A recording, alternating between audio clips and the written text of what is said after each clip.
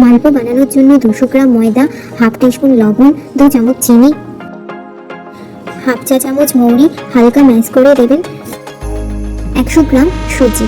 সুজিটা আগে থেকে প্রায় 2 থেকে 3 ঘন্টা নর্মাল রুম টেম্পারেচারে জলে ভিজিয়ে রাখতে হবে।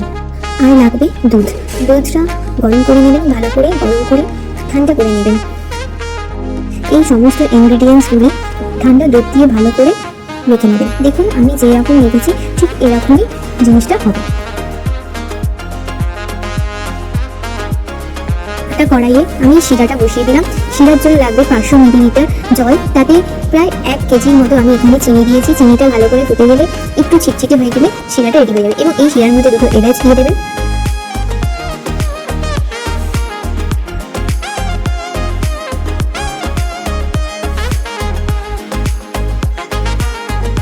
গরম তেলে ভেজে নিন এবং সুন্দরভাবে পরিবেশন করুন।